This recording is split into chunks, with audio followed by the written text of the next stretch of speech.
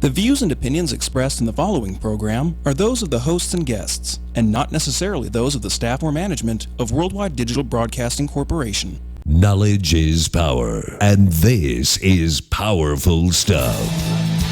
Wellness Education Cannabis Advocates of Nevada present the We Can 702 Nevada Cannabis News Hour with the We Can radio team. For the next 60 minutes, we'll take an in-depth look at the cannabis reform revolution sweeping the nation. Now, let's fire up the news hour. Here is the We Can radio team. Good afternoon and welcome to another edition of the Nevada Cannabis News Hour. I'm your host, Mike McAuliffe. Our co-host and friend, Perry Heights, who has the week off. But we are graced this week with We Can President and founder Jennifer Solas. How you doing, Jen? I'm doing great, everybody. Super busy as always, and I'm so grateful that that you and Perry have done such a great job continuing the show. I thank you and John, of course, Styles. You guys are doing a phenomenal job. Well, we're just moving along. There's so much news out there. The reform that we see in this country is here in the state are picking up at such paces that there's always a lot of news going on. There are always things happening. We see just recently here, as a matter of fact, that Colton Lockhead, who writes for the Review Journal, tweeted out last week that in Nevada Pot News that the state just announced that it will open up applications for medical marijuana cultivation and production licenses for the rural counties that have no such establishments. And that application period is going to be from January 2nd to January 16th. So anybody who's interested in getting involved in this industry and missed out on the first round, if you've got any friends or land upstate somewhere, this might be your opportunity. And Jen, you were also saying there's another round of license applications coming up in March as well. Yes, absolutely. There's another round of applications coming up in March, and I think this is going to be so that the two-tier cultivations and productions can also get a dispensary. This round here at the end is going to be that also, just kind of filling in. And then new rounds in the spring are going to be here. We have our friend Eli from Phoenix Tears, and speaking of Go Hemp, industrialization of hemp, our friend Jack said it the best. Hemp will heal the planet. It sure Definitely. can. And so, Eli Castellanos, you're here with Phoenix Tears, and I've got to say that I'm familiar with Phoenix Tears, having been involved in the medical marijuana movement for so many years, and had first found out about RSO, Rick Simpson Oil, back around 2003, and then Rick ran into all sorts of legal problems and had to flee America for a land somewhat freer than us, and then the woman that he was working with, Dr. Janet Sweeney, kept on with that fight, wound up moving to Colorado, and I recall when I had opened up a couple of dispensaries there in 2009 that there was starting to get a little buzz about this Phoenix Tears being the Simpson Oil 2.0, as it were, and that this was something that was actually working to defeat cancers. And over the years since then, the name has been out there. I've seen steady news on it, and now I understand that Phoenix Tears is getting ready to come to market, as it were. So absolutely. What can you tell us about that? Absolutely, and it's great to be here, Mike and Jen. Yes, Phoenix Tears, as you all know, go back, I'd say, well over 30 years. And the story really begins with Janet herself. Janet started in the advocacy and research area about 30 years ago, and I'd say about a little over 20 years ago, she ran into Rick because she found out, about Rick working on his oil, and Janet and Rick really worked together to create the RSO. The foundation continued its efforts for a period of time, and Janet decided in 2010 to formalize, the Phoenix Tears Foundation as a nonprofit corporation, and that's where a lot of the legacy really started in the formulation side, because as you know, the original RSO was a little harsh. The chemicals used were, not the best chemicals. Back then, you had to do what you had to do. because you know how everything had to be underground, and that's what really Well, they were happened. stripping it through butane, as I recall. Really beyond butane, because the version 2 does still use the butane process, because that's the best way that we found to keep the terpene profiles in the plant. And properly manufactured, the butane completely evaporates, and as due to its volatile nature, there's nothing left behind in the oil. Absolutely, and that's why version 2 is so important, and that's what we care about so much right now, is because the process that Janet has formulated does strip all the toxins out. So by the time it gets to the medicine to the patient, it's a clean product. And so what I'm hearing with that is that there are a lot of Simpson type oils that are coming to market now. Yes. Everybody's saying, "Oh, we've got it," but they might not all be using such clean extraction methods, and that could be a health risk for someone who's looking to improve their health. And that's our number one concern. We've been working so long as an advocate, and we never turned anybody away for money. And the reason we're commercializing is really twofold. Number one, we want to continue our work. The only way we can continue our work is by turning into a commercial enterprise in order to be able to support the foundation and continue our work. Because one day, Dr. Bob is getting older, Janet's we're all getting older. And that would be Dr. Bob Melameda, formerly of the University of Colorado Springs. Absolutely. He is our science officer, and he's part of our team. And, as I was saying, everybody's getting older.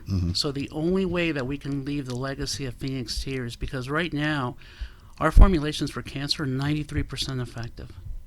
And what I mean by 93% effective, I mean either full remission or quality of care.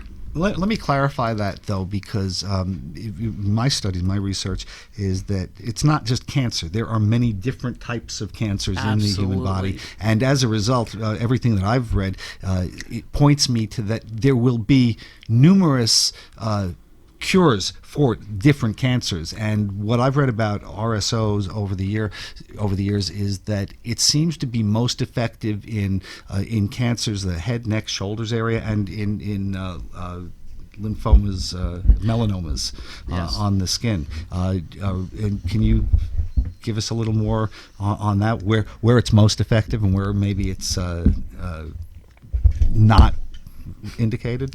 Absolutely. The most effective forms of cancer that we've treated are leukemia. We're very, very good in working with people with leukemia.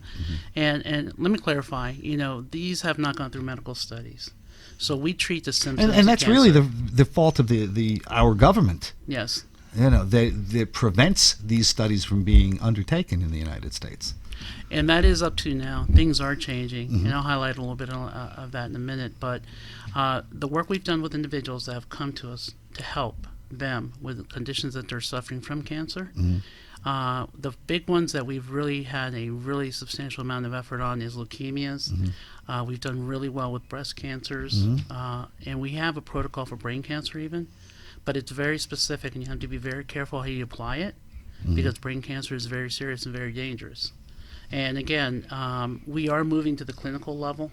That's what the vision of Phoenix Tears is to move to the clinical level. We have a lot of individuals that we've helped. Right now, we get on average about 2,000 requests a week for help. Wow. Yeah. And we want to continue that. And again, it goes back to why we're becoming a commercial entity. We can't help them right now. We don't receive donations. A lot of the things that we've been doing out of pocket. If you showed up there tomorrow and you told us we have no money, we said, oh, that's not the point. Right. How can we help you?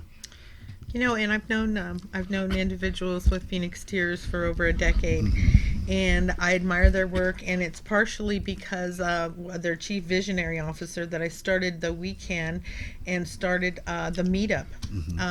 I looked to other states and saw what they were doing because people were asking me for help, and I didn't know where to direct them. And I know that you and I have followed similar paths throughout the years.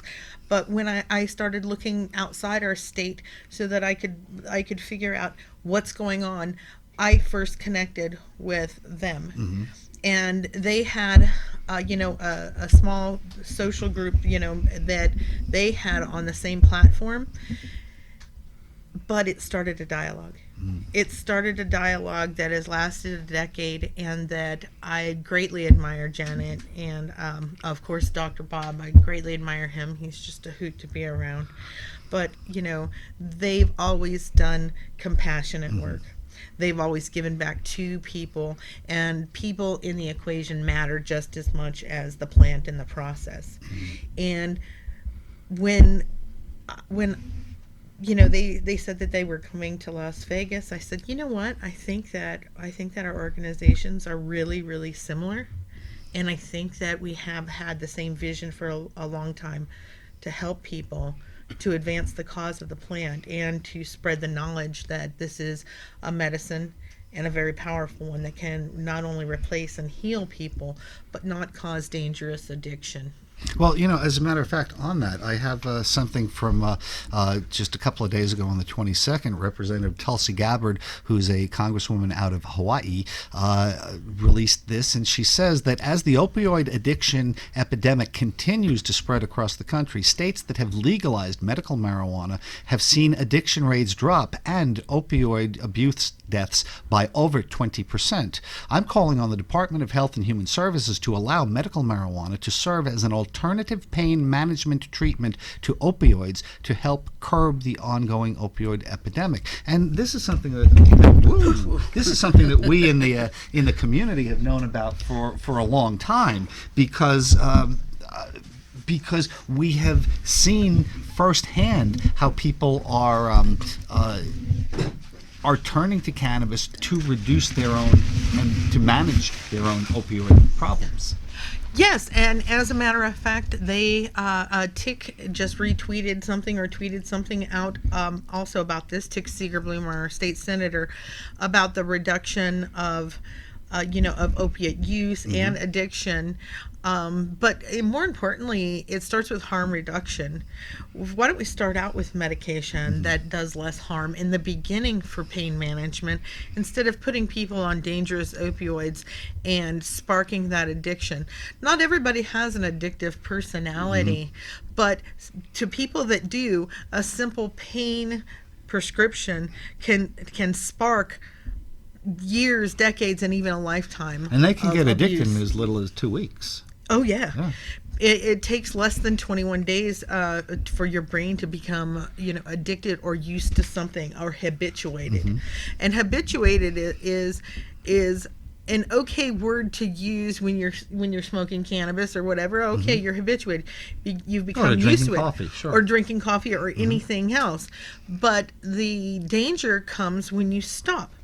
Okay, now I don't want to drink coffee anymore. It does stuff to my heart, or it's not good for my health, or it stains my teeth, whatever. So what happens when you stop drinking coffee? You get a headache, sometimes a massive headache, maybe a couple days, and you're kind of grumpy and everything else. What happens when you stop smoking cannabis? Oh, you get grumpy and a massive headache for a couple of days sometimes. And that's about it, because it's not physically addicting. Cannabis certainly can be... people can become habituated to it, can become psychologically dependent if they're smoking too much, but there is no physical addiction factor. No. And now take a pain prescription for 2 weeks and stop taking that. Immediately upon not taking your opioids, you'll start to feel anxiety, heart palpitation. Your pain will get worse, and it's not real pain. It's phantom pain that your body says. Your body says, I'm in pain because it wants to receive this. Right. Exactly. And cannabis doesn't have that effect. Just does not have that effect on you. And I've never got a headache from stopping smoking, because I've occasionally stopped smoking, and people will get grumpy. But the worst that's ever happened to me when I stopped smoking cannabis is just the drudge. Oh, you're not stoned anymore. So you got to deal with the world. I can understand how that can be a little bit depressing. Yeah, for sure. But overall, also part of the problem is we see with opioids that you start them and you get habituated very quickly, even at a low level, and your tolerance goes up and up and up and up. And That's true. If with cannabis, if you get stale on a strain, and if you feel that it's not doing what you need to achieve anymore, you don't need to smoke 2 joints or 4 joints to do it. You just need to switch to another strain and kind of mix up that little chemical cocktail of terpenes and cannabinoids, and you have no tolerance problem, and you're taking care of whatever it is that you're trying to. And because there are so many thousands of strains that have been developed now, both sativa, indica, and hybrid, you can match what you were getting from strain A that is not doing it for you anymore in strain B, C, D, all the way down, because there's just so much available. Well, the good thing about that, though, is going back to the differences between a pharmaceutical drug and medical marijuana. Because medical marijuana, of course, is a natural product. It hasn't been basically stripped of certain profiles, because, as you know, in order to make something consistent for the pharmaceutical range, it has to have a specific profile, consistency, and ability to replicate, which means you take the natural product and convert it into an unnatural product. So now your body's having a hard time disseminating it, and then once it does is disseminate that product and become used to that product, it starts seeking that product. Whereas medical marijuana, being a natural element, much like a vitamin C or vitamin D, that's how I categorize when I try to explain to people. Your endocannabinoid system is natural within your body, and therefore the CBD profiles within the plant are natural to your body, as compared to something that's chemically reacted in a lab. Right. And that's why when your body adjusts to that chemical reaction, that's the only way you can find it, is through that product, because people don't realize that carrots and tomatoes generate CBD. Not at the same levels.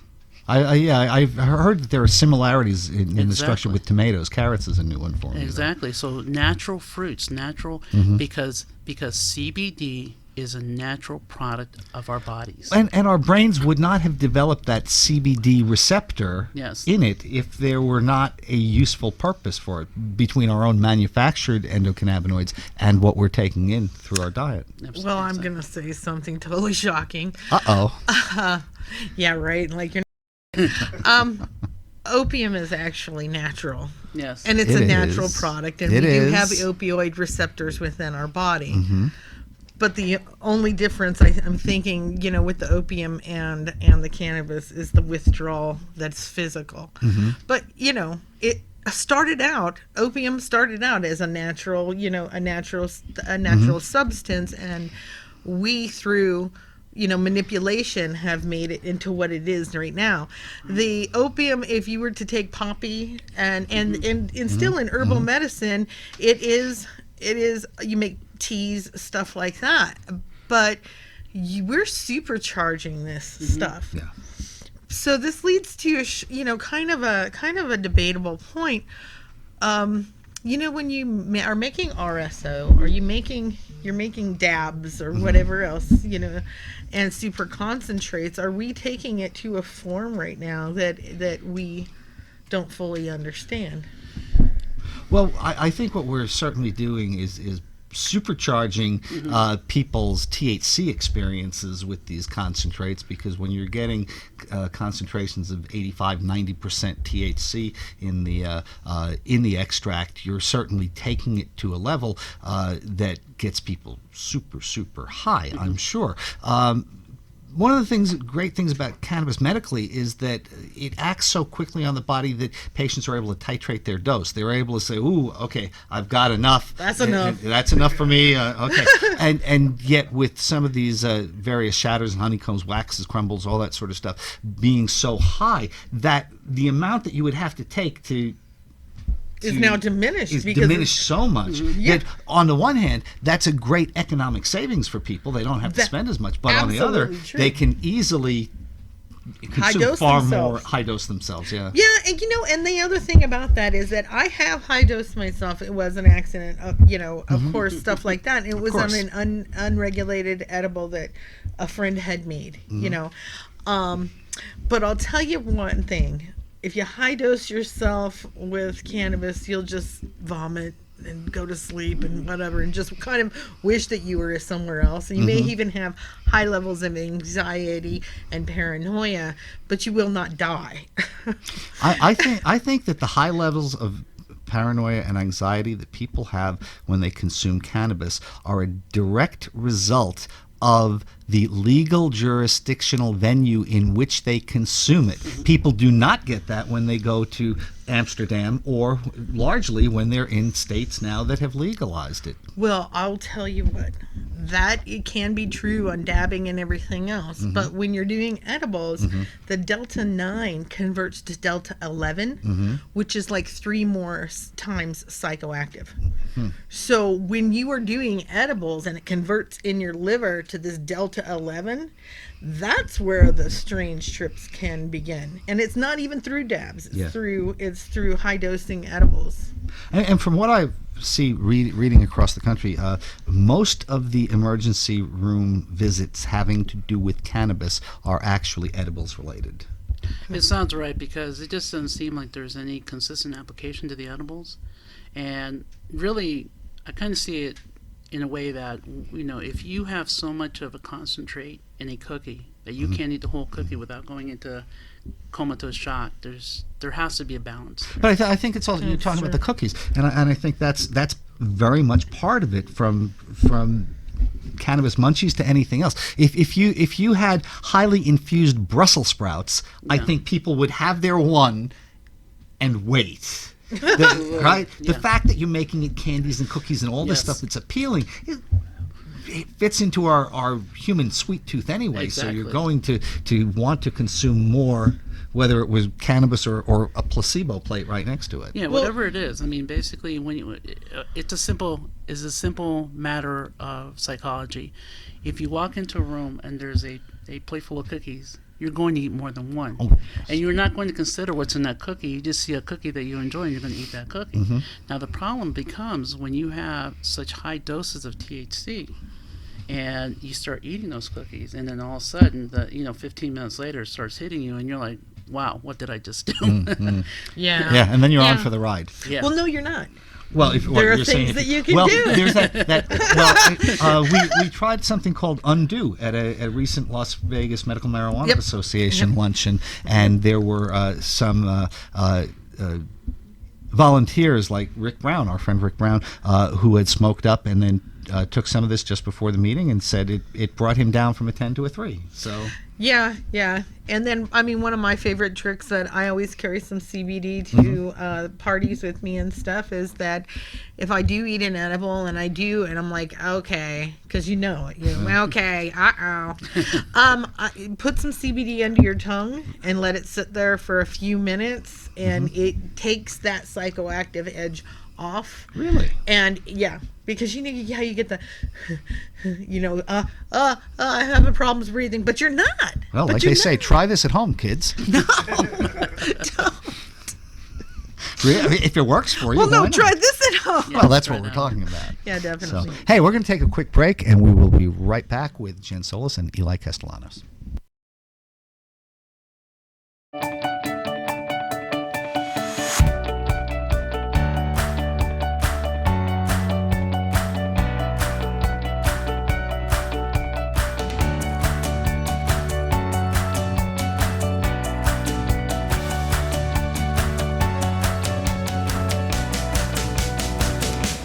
Retrospects is a purveyor, if you will, of historical eyewear. Retrospects is located on the 2nd floor, right across from the chandelier bar.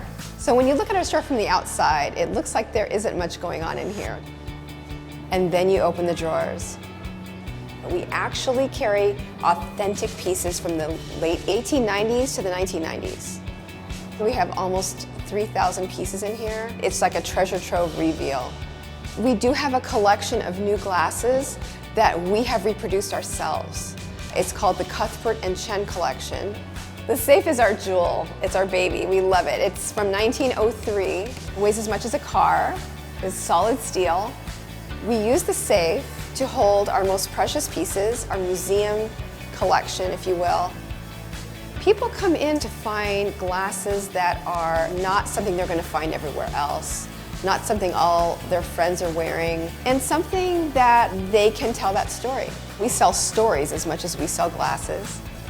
We have pieces that we can associate with very famous people from history. movies, special events that happened in the past. And some of the favorites are the Ray-Ban shooter that Johnny Depp wore in Fear and Loathing of Las Vegas, the beautiful frame France Parisian plastic aviator worn by Bruce Lee in Enter the Dragon. Retrospecs is not just about glasses, it's about the experience, it's about how these glasses make you feel. We are a full-service optical shop, somewhere where guests can come to get repairs, restoration, can put their prescription in, can get them a quick pair of sunglasses for the pool, and can give them a really great, just fun experience.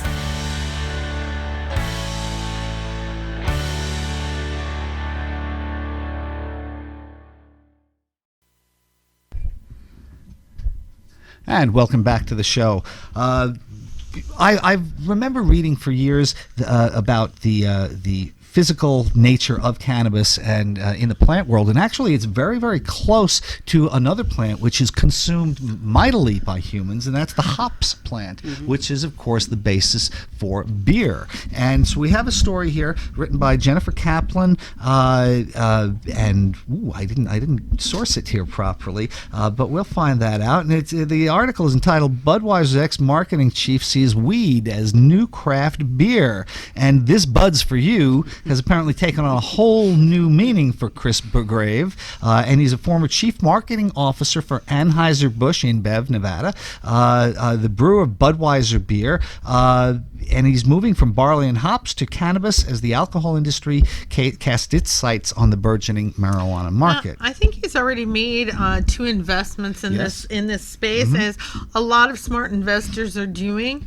It's a huge market, and it's growing faster than almost any other market. I mean, I've been buying shares of companies and doing stuff like that, but to have beer come into that category, you know, they've already kind of cast their lot into the delivery space here in Nevada, and that, I think that's one of the investments that they had made, because they helped get Yes on 2 passed, which is ironic that it came from an alcohol industry paying for the lobbyist for legalization of cannabis.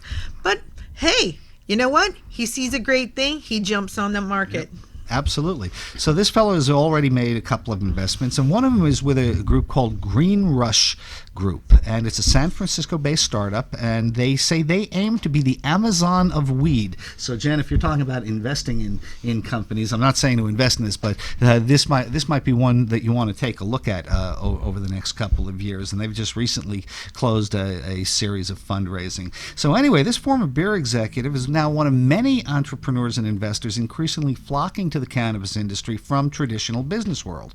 The big beer took his first step last month when Constellation Brands Inc., a Canadian seller of medicinal marijuana products, Constellation Brands sells Corona beer in the U.S., and they've bought into a Canadian seller of medicinal marijuana products. And in Bargrave's view, that's just the beginning. And you know, and they also say that this is the fastest growing category globally. And why? Because people want it. That's it, and that's the real be all and end all of this. People understand what pot is. They understand cannabis in general. Understand it's not dangerous, and we're winning. Sure, I saw a poll, take a Quinnipiac poll from just a couple of months ago. 84% of Americans now support medical marijuana nationwide, and 64% support outright legalization. I can't wait until we hit that supermajority in this country, because at the we're supermajority, already there, really. When the supermajority hits for the states, then what are we going to do then, Mike? Well, the Can problem. we retire? Come on, let's retire. Boy, I'd like that, but there are too many other problems to move on to from here. We got to tackle solar energy and renewables next. So, okay. There you go. That's our plan for the next 50 years. That's our plan. So, anyway, among these alcoholic beverage companies, Constellation may have broken the taboo about getting these traditional companies in there. They may now find the risk worth it, according to Burgrave. Otherwise, brewers and distillers could find themselves falling behind. And he says that it will merge and cross-fertilize and fuse. And it's not because the companies want it, but because the consumers want it. And that's really the direction it's going into. And we were talking a little bit earlier before the break about doing research, and that Phoenix Tears is now going to want to go commercial, which you sound a little defensive about it, like that's a bad thing in the pot sphere, and yet 15% of the American economy is health industry related. And so I don't see any way of successfully furthering serious cancer research in the cannabis space without going commercial and without making a big push, because traditional educational outlets still won't touch it because of the Schedule 1 federal status. Absolutely, and again, it's not so much being defensive, but looking at our roots. And we've always been an advocacy organization. So, but the thing is, we've come to a realization that the only way we can continue helping people is by going commercial. And on top of that, there's so many companies out there using our name to make a profit. Sure. That it almost just doesn't seem fair, Well, and then the thing is that, and all of us older activists, we're getting used to the change in the paradigm. We operated for so many years in one paradigm that as it's shifting over, you have to, keep up with that crest and that change. And we're always, on the activism, we're like, yeah, we're doing it for the people. And we are still doing it for the people. But to go and then say that you're going to incorporate and be a corporation, and knowing that corporations are entities, and then, our hippie little hearts.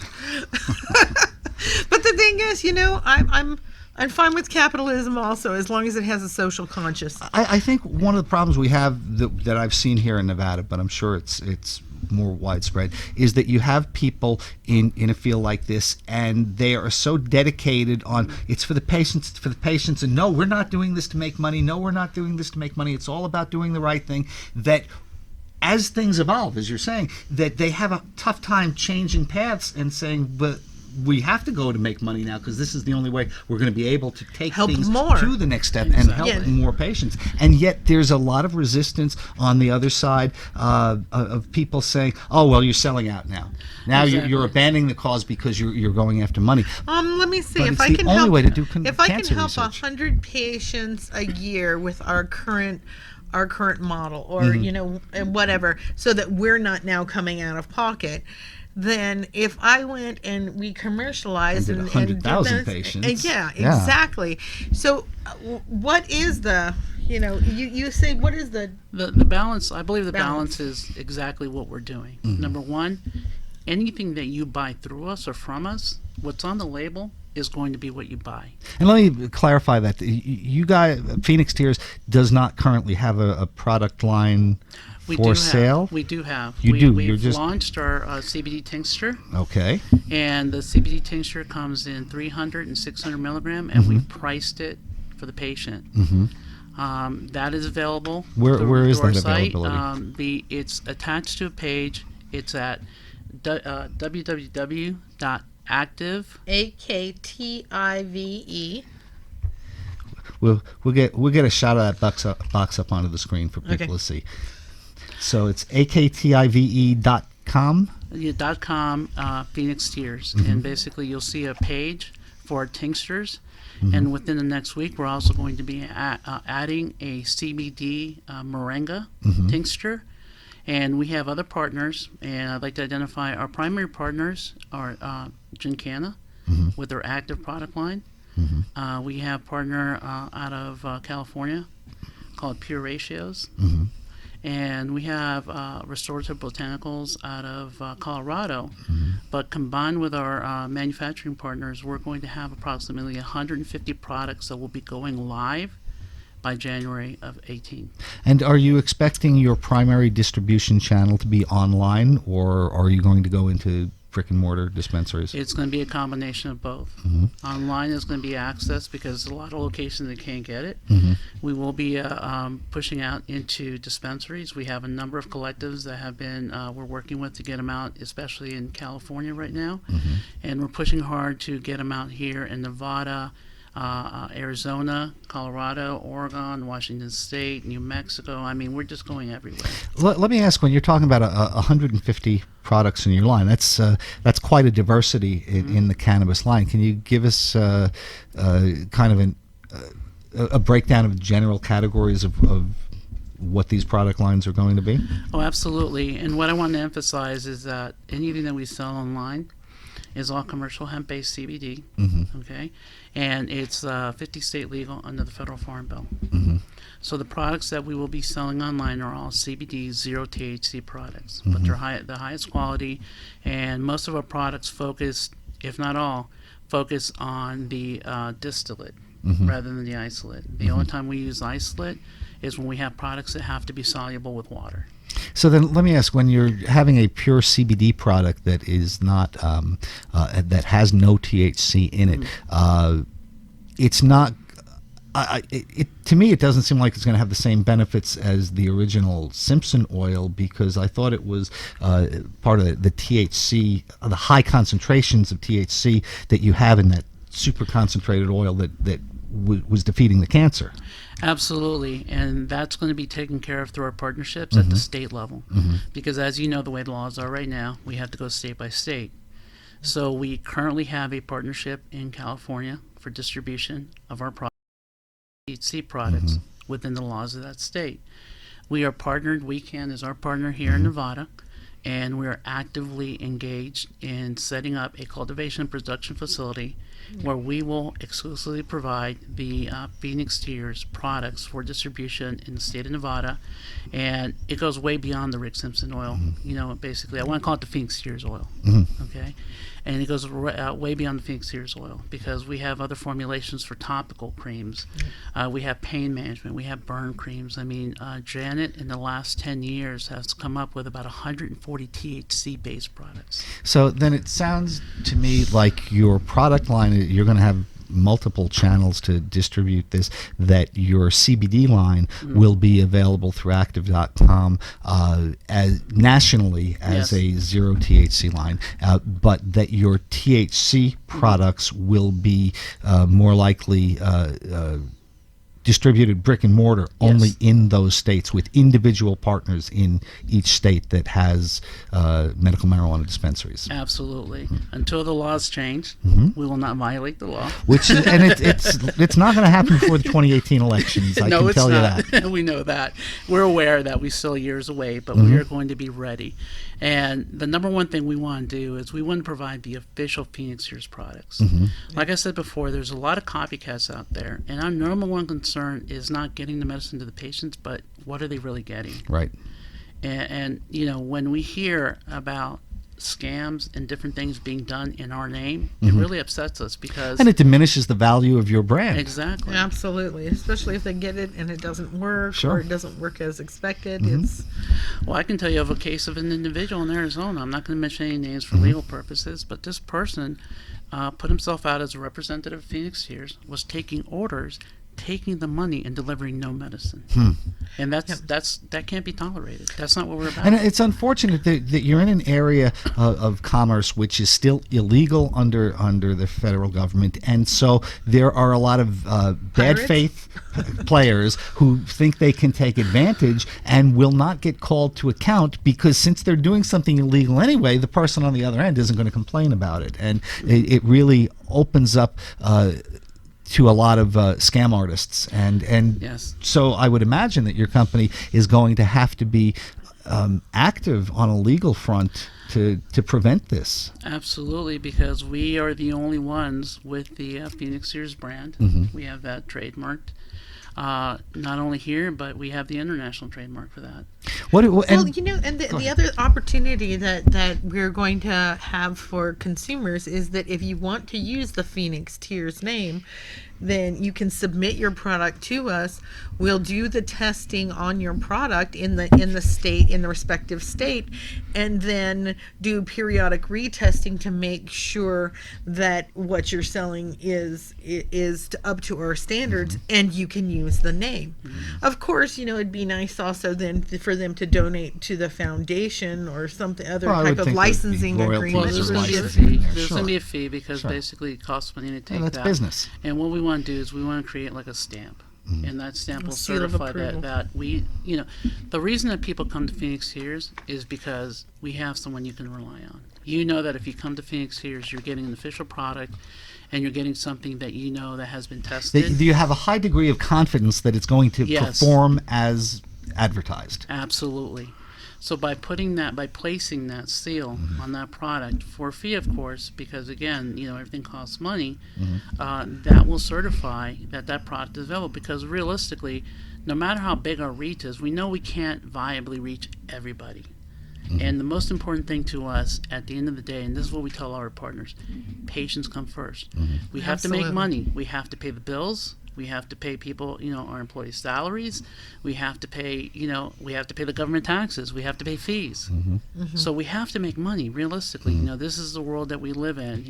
It would be great if we can just rub a little lamp and everything was available, but that's not reality. So, Eli, Phoenix Tears was based out of Colorado, and of course, Colorado had legalization come in at the beginning of 2013 and has had a couple of years of success. Even Governor Hickenlooper has said that while he was skeptical at the start, he's very much now pleasantly surprised that legalization has been going great in the state. Money's coming in, going to the schools and such, and he's very happy with it. But being in a state that you were already established in and was a friendly state, what convinced you to move to Nevada and make this your stake in the ground? Very easy. Corporate law. Oh, okay. It all comes down to business. Nevada is a very business-friendly state. There's no Exactly. doubt about it. And the reason that we did do that is multiple reasons. Again, the primary reason initially was because of the corporate laws, which make it better to incorporate in this state. But another reason is because our long-term view is to set up a research and development facility. And, in our vision, Nevada is a good central point because of access to multiple markets, because of the flow of individuals. Colorado's a great state. But when you're talking about setting up a research and development facility with international relationships, we thought that Nevada and eventually California would be our best two footholds to have those kind of facilities. Outstanding. Then I know that you're currently looking for space here in Nevada to put your bricks and mortar down. What kind of timeline do you see on getting some of these products to the public? I mean, you've already got your CBD line out and available through Active, but when we're talking, what really fascinates me about this is the potential anti-cancer research. Yes. And so when do you expect that you will be able to start supplying that to the market? And when you do, presumably within the next year or so, how are you going to start that kind of distribution? Are you going to go directly out commercial? Are you going to start research trials beforehand? How are people who get diagnosed going to be able to get to this medicine? Well, again, the great thing about it is that we're looking at a multi-stage approach. Okay, for the CBD products, yes, we are already active, but we are also building our own website. And the website, what's going to be neat about it is it's going to be a true telehealth website for individuals that are trying to learn more about THC and CBD. And what I mean by that is, what's the number one issue that most people face? What is CBD? Then the next issue is how do I use it? How often do I use it? Which one's the best one to use? The resources out there, they're scattered, and it's very hard to get that information. So we have, because of the years of advocacy work, we have networks of individuals that have been helping other individuals seeking that kind of help. So we're going to have a peer-to-peer connection where you can have like a visual, kind of like a Skype, between the patient and the caregiver, and go through instructional time on the visual call, and they can help you with the dosing questions and the product information, a lot of different things. And more importantly, and I believe, well, and it's just as equally as important as peer-to-peer, but the treatment protocols. Yes. The treatment protocols are priceless. And As a matter of fact, they are priceless because they're free. Yes. Yes. And that's what we want to provide to people, are treatment protocols on how to treat certain types of cancer and certain types of, even like eczema or anything. We want to teach people how to empower people. I think Empower the people biggest with the plan. problem there has been with the FDA that you really very limited on saying, oh, do this and do that, and you're going to get this result. Well, Because you we have can't really make found- medical promises, especially on a Schedule we have 1. found if you do this Okay. and you do that, Ah, then okay. it is Yeah. beneficial to me. In our experience, In yeah, our yeah. experience. Medical professionals have long been guided in how they speak to Yes. patients Mm-hmm. and consumers, and because they're medical professionals, they know how to get the message across in a clear and concise manner that is also somewhat vague. Okay. I don't even want to say vague. What I want to say No, is yeah. what I want to say is exactly what you were initiating to in the beginning. Most of the people have already done their investigation to a degree on CBD, and they're trying to figure out how to use it properly. So basically, just going on there and giving a helpline, just starting at that point. How do I use this? How often do I use it? Well, the thing is, the reason the instructions vary so much is because different people are affected differently, Of course. by CBD. And dependent on how you react to it, the dosing, the frequency, different things like that are important. And especially when you're talking about our Phoenix Tears oil, as you know, the 90-day protocol gets you up to 1 gram a day Yes. of 90% oil. A normal person, not built up properly for that, you're not going to be able to move. No, they'll be high for 3 days on that 1-day dose, and that's always been one of the things that I've seen about Phoenix Tears over the years, is that you're trying to get up to that 1 gram a day level as Yes. quickly as possible, but having read patient testimonials, I was surprised how many of them, for the massive amount of THC they're taking in, how quickly they habituate to it so that they're not high off of their asses all day long, that they're getting the medical result, but very quickly they can function in that area. Well, the best thing about it, too, is that Janet also has a formulation that coincides with that. And similar to some of the products in the market, I have to say that she's been working on this really 10 years before anybody even thought about it. So it's a balancing type of formulation that when you're taking that kind of dose of our oil, it levels you out so you're not stoned as a cat, as Right. they say, you know what I mean? So there's different protocols, and that's why I say it's so important to follow our protocols, because we've been actually applying this for so long. And for some individuals, we found that they can't even go to the 1 gram. They can't. Their bodies won't tolerate it. So there has to be a balancing act between THC and CBD. And that's why, it's so important to understand how these different things affect the body. Because as you know, most places, and this is the number one concern, most places will hand out the product and just say, here. Well, what does here mean? And for an individual, you think about an aunt, a mother, that has never been involved in this, to be handed a product that they have no knowledge of, and the only instruction they have is, here, go take it. That's scary. You buy anything at the pharmacy, and it's going to give you dosing instructions, no Exactly. matter what product you wind up getting. And you don't get that with the THC products. And that goes back to our concern about who's selling anything with our name on it. Because, again, the concentrations that we recommend are so high that if you don't properly explain to an individual how to use it, it's going to create a bad effect. experience, Yes. and they will be disinclined to further the therapy, Exactly. even if it would be helpful for them. And one thing we even recommend highly is that for individuals that are not used to this, you start dosing with CBD. Yeah. Pure CBD. You start acclimating your body. You move from CBD to a 1-to-1 product. You start acclimating your body, and you start low with the THC pure. You start at 25 milligrams. You don't come out and take a 100 or 200. No, you Oh, come out my with goodness. 25 milligrams, and you up your body up till you get to the 1 gram stage. Right. And again, that's not necessary for all conditions. And that's the thing that people need to understand. They see this, okay, the Phoenix Tears oil, 1 gram a day. But what does that mean? What am I taking it for? Right. We're talking about people with severe conditions from stage 4 cancer. Yes. But if we're talking about someone that has some preventative conditions, there's no reason to go to that level. What for? There's absolutely no reason to do that.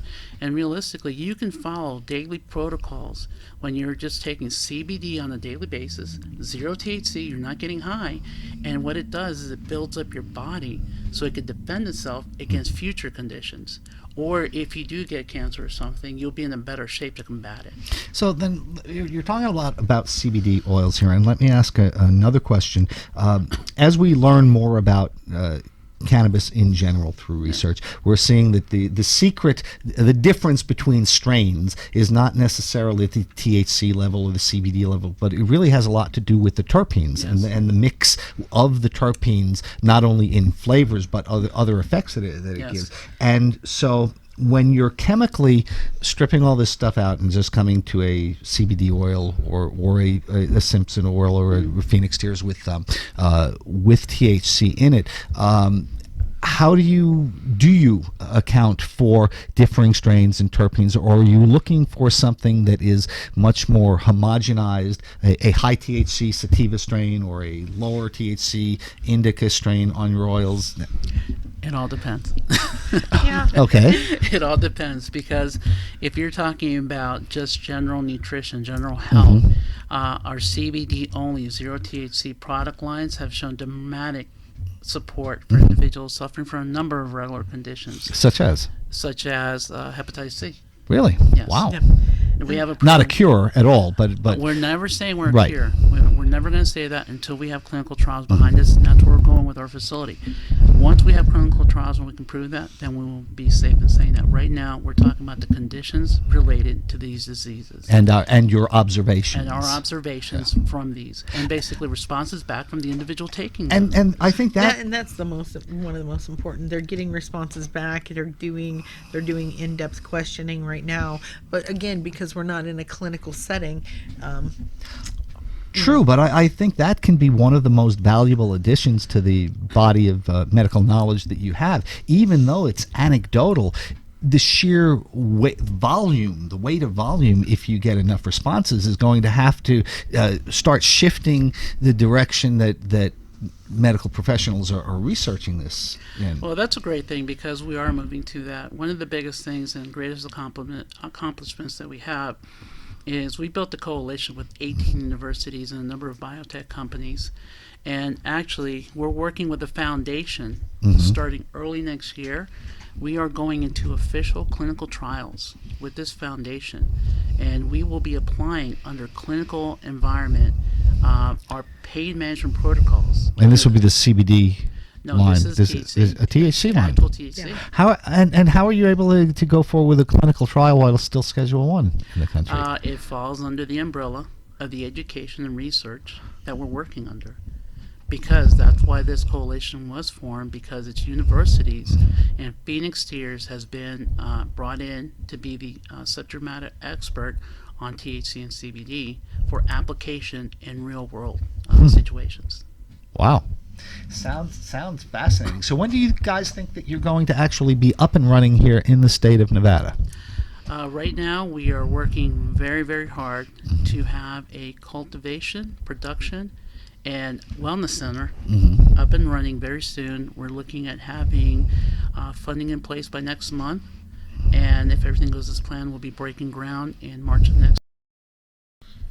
And that will be our first foothold here, and that's stage 1.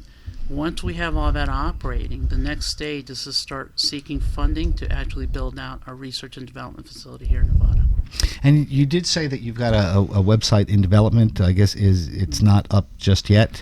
No. But do you have your address so people can check it out when it gets there? Maybe We will. We'll have all that Okay. available. We don't want to start directing people to. It's currently to an under staging- construction yes, page, it's an yeah. under construction page. So our goal is to have it up and ready by right around the beginning of the year, and that will be our initial site that will have educational videos.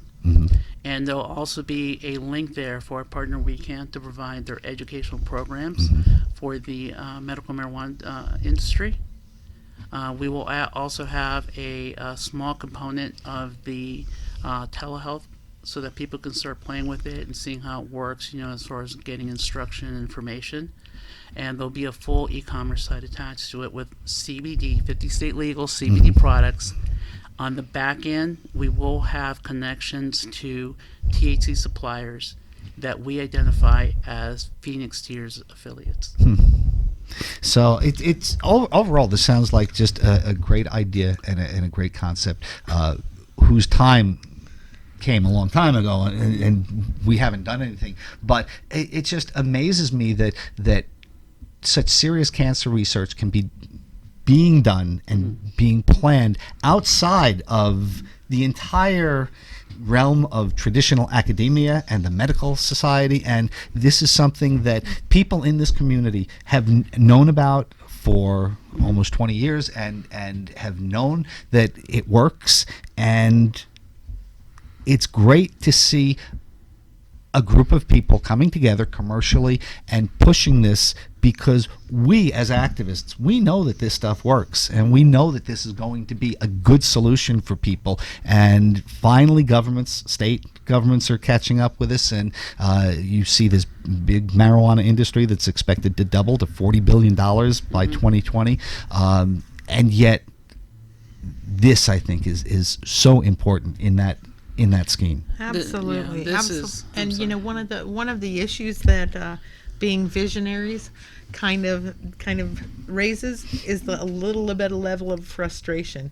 Like you said, we should have been doing this a while ago, and I'm not saying we here. Right. I'm saying we collectively as America should have been doing this a long time ago. Right, and it's not that our lives are any worse for not having done this, but for all those people in the last 15, 20 years who died, who might have been saved, or whose quality of life could have been better. This is just moving us in great directions, and we're really thrilled to have you here. And we're going to follow this, because we are, cancer research is something we're all interested in, and I think you guys are doing great stuff. Thank you so much. And I want to emphasize, it's not just cancer research. It's basically research of treating people. Okay. We are looking And for animals. cures. We're looking, yes, and Oh boy, we'll get into that in another time. There's the Today Show just did a segment on using CBD on pets and absolutely. THC. So we're looking for real cures. We're not looking for treatment. Treatment is what we're in right now. Take a pill for the next 40 years and basically then die. That's what we want. We want, as opposed to take a toke for the next 40 years and then die. Okay. Well, how about a treatment plan that you just is a wellness plan? Exactly. There you go. Well, Exactly. that doesn't fit in with the general pharmaceutical industry in America. They don't like wellness plans. They want you to take that pill for 40 years and then die. They want you to take those pills every day. So I think this is going to be something which is much more holistically sensible for people. So we're just about out of time, and I want to thank you guys for tuning in and listening to another episode. I want to thank Eli Castellanos and Jen Solas for stopping by. I think Phoenix Tears is doing some amazing work here, and we really look forward to see what we're going to accomplish in Nevada in the next year or two here. Thank so you. Thank you. thanks Thank you, Mike. again. Yep. We'll see you next time.